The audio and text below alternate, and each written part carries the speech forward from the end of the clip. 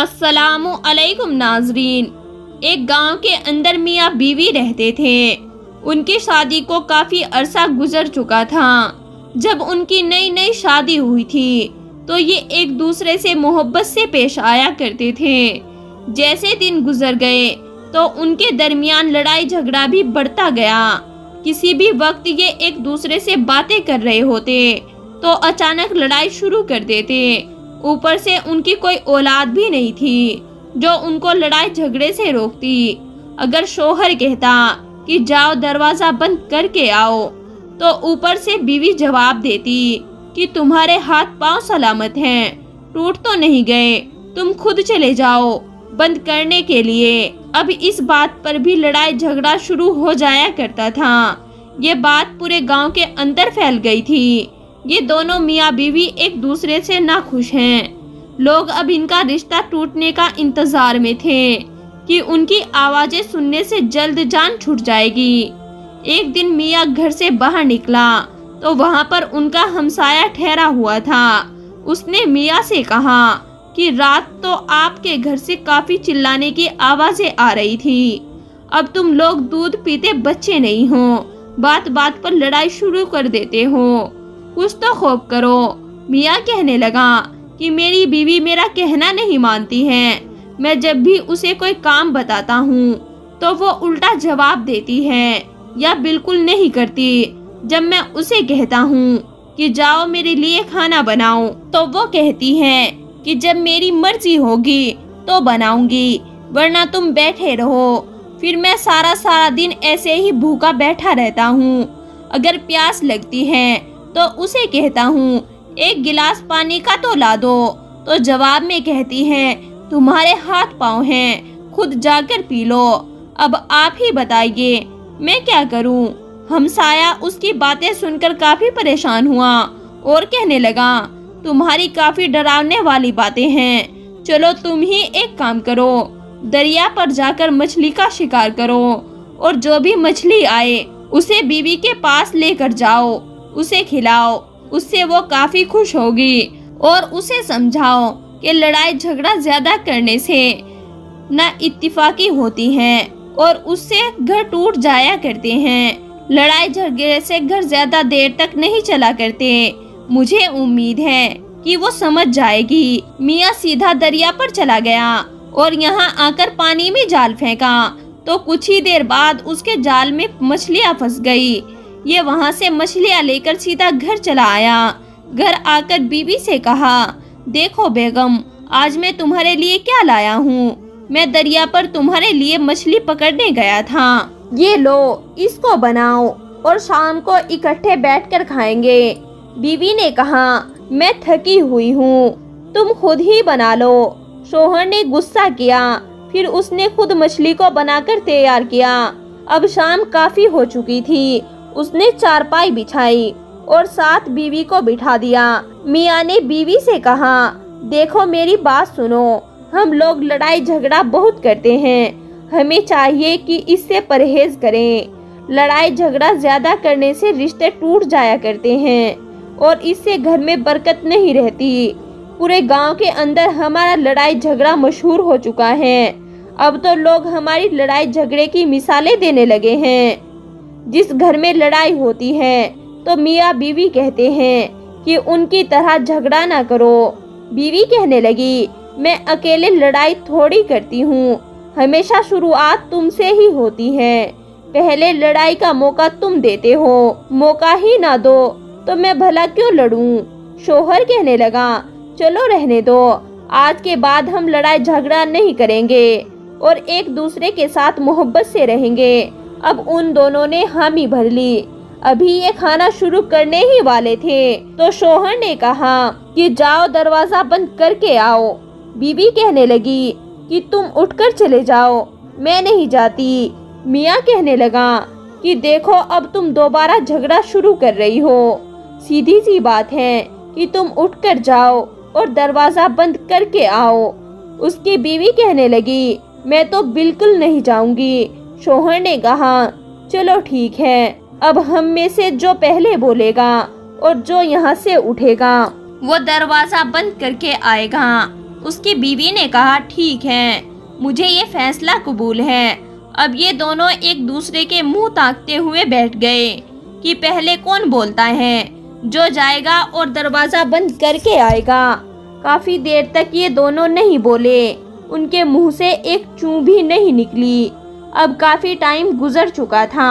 उनके दरवाजे से आवाज़ आई कि कोई है जो मुझ गरीब की मदद करे।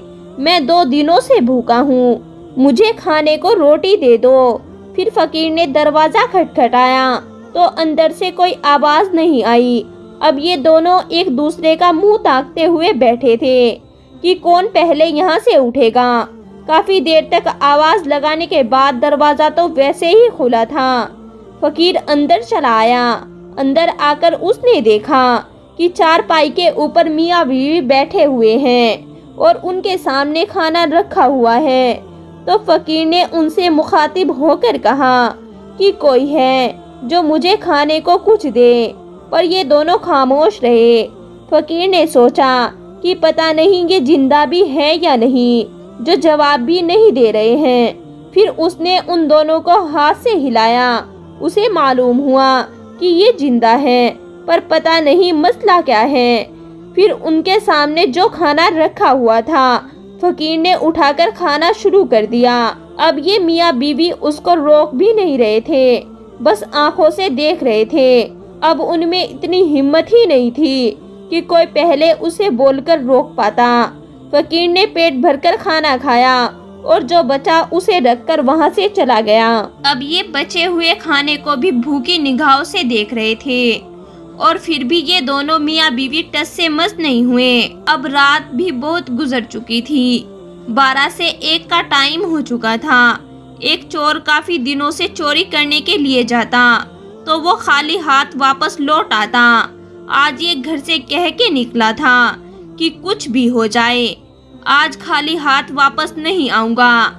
ये उन दोनों मियाँ बीवी के घर के पास से गुजर रहा था तो उसने देखा कि उनके घर का दरवाजा खुला हुआ था। उसने अंदर झांका तो वहां पर कोई नहीं था। जैसे ही अंदर आया, उसने सामने चारपाई पर देखा कि मियाँ बीवी बैठे हैं तो ये उनको देखकर चौंक उठा और सोचने लगा कि आज तो मैं पकड़ा गया। अब ये मियाँ बीवी उसको घूर घूर कर देख रहे थे, पर उनमें से कोई चिल्ला नहीं रहा था। चोर हैरान हुआ कि मैं जहाँ भी चोरी करने जाता हूँ तो लोग देखकर चिल्लाने लगते हैं, पर ये खामोशी से देख रहे हैं। अभी ये सोचने लगा कि शायद इनको कोई बीमारी हो गई है। फिर उसने आराम से चोरी की और जो भी कीमती सामान हाथ लगा ये बोरी के अंदर डालकर चला गया। अब मियाँ सोच रहा था कि पहले चोर को ये रोके और बीवी सोच रही थी कि पहले चोर को ये रोके, पर उन दोनों में से किसी ने भी चोर को नहीं रोका। अब तो चोर उनसे काफी दूर जा चुका था। कुछ देर बाद दरवाजा खुला देखकर उनके घर में शिकारी कुत्ता घुस आया। उसने आंखों के सामने देखा तो रोटियां रखी हुई थी तो वो रोटियों के ऊपर टूट पड़ा। रोटियां भी इतनी नहीं थी कि उसका पेट भर जाता। अब उसकी नजर मियाँ बीवी पर जा पड़ी तो कुत्ता उनको काटने लगा। उसकी बीवी की खौफ के मारे छींकें निकलना शुरू हो गई और उनकी मदद को कोई नहीं आया, क्योंकि सब लोग जानते थे कि मियाँ बीवी लड़ते झगड़ते रहते हैं। कुत्ते ने मियाँ को काटने के बाद उसकी बीवी को काटना शुरू कर दिया। कुत्ता पूरी तरह से उन पर हमलावर हो चुका था। खैर थोड़ी देर बाद उनको जख्मी करने के बाद घर से चला गया। सुबह हुई तो हमसायों ने सोचा कि जाकर मालूम तो करो कि रात को इनके घर से रोने की आवाजें आ रही थी। तो जैसे ही वो उनके घर के अंदर आया तो देखा कि मियाँ बीवी काफी जख्मी हालत में पड़े थे। ये काफी परेशान हुआ। ये मियाँ और उसकी बीवी को हकीम के पास लेकर आया। यहाँ आकर उनकी मरहम पट्टी कराई। अभी मियाँ से पूछने लगा कि रात को आपके घर से आवाजें आ रही थी, खैर भी है। मियाँ ने अपना सारा रात वाला दर्द भरा वाकया सुनाया कि मैंने इसे कहा था कि दरवाजा बंद करके आओ और ये नहीं गई। फिर हम दोनों में शर्त लग गई जो पहले बोलेगा यानी अपनी जगह से उठेगा वही जाकर दरवाज़ा बंद करके आएगा। पर हम दोनों में से कोई अपनी जगह से नहीं उठा। फिर कुत्ते ने आकर सारा खेल कर दिया और साथ ही चोर घुस आया और उसने भी आराम से सामान बोरी में भर लिया और चला गया। पर फिर भी एक बात है कि इस दौरान हम टस से मस नहीं हुए। हमसाया कहने लगा, आखिर आप दोनों में से एक को इतनी अकल तो होनी चाहिए कि दरवाज़ा कोई एक बंदा जाकर बंद कराता। अब नतीजा आपके सामने है। काफ़ी दिनों तक आप दोनों बिस्तर से नहीं उठ पाएंगे। आप दोनों आपस में इत्तिफाक कर लें। आपकी ना इत्तिफाकी की वजह से घर में चोरी भी हो गई और कुत्ते ने भी आपको जख्मी कर दिया। अब मियाँ बीवी को काफ़ी अच्छा सबक मिल चुका था।